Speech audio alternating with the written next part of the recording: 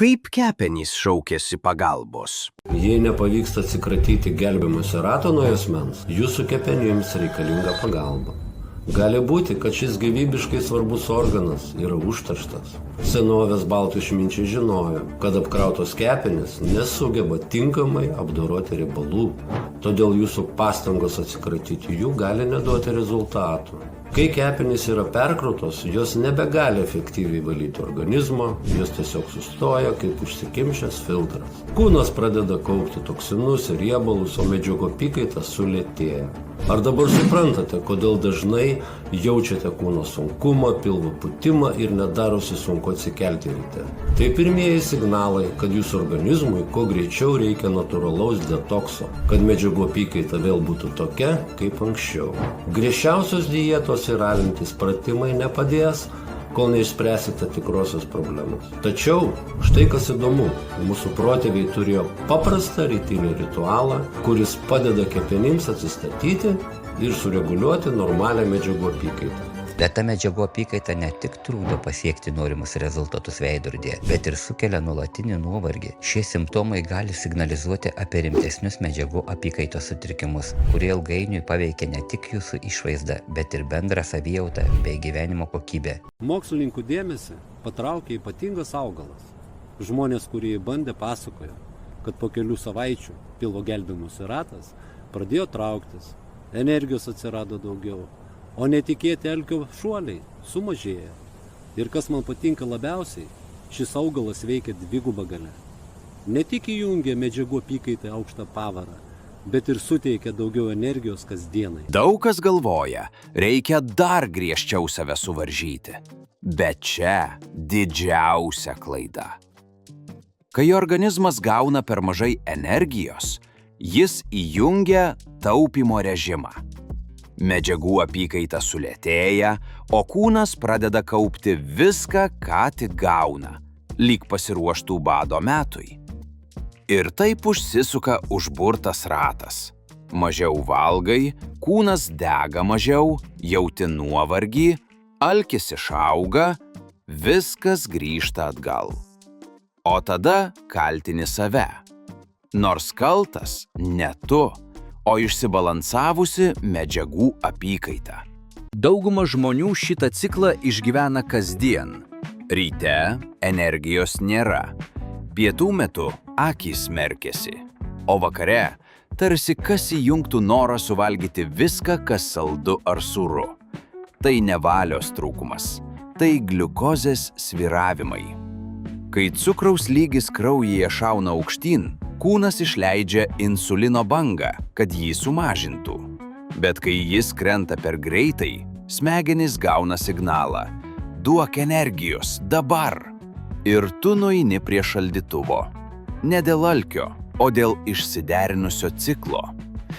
Štai kodėl po kiekvieno užkandžio atrodo, kad tuoj bus geriau, o po 20 minučių vėl ta pati būsena. Lyg sėdėtum ant emocinių ir energinių amerikietiškų kalnelių. Kiek kartų bandai taisyti tai dietomis? Kiek kartų sakai sau, nuo rytojaus valgysiu mažiau? Bet kūnas ne priešas.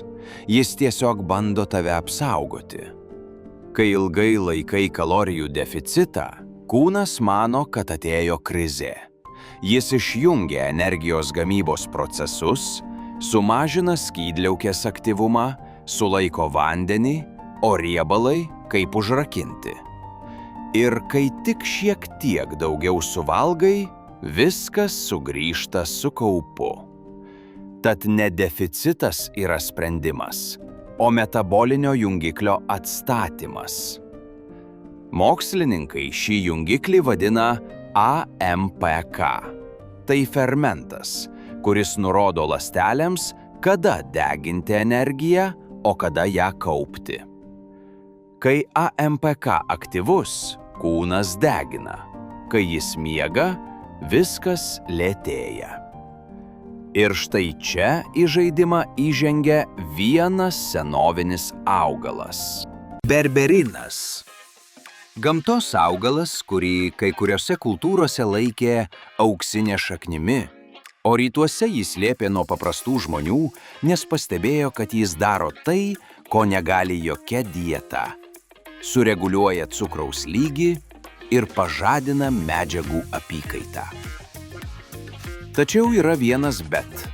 Ne visi berberinai veikia vienodai.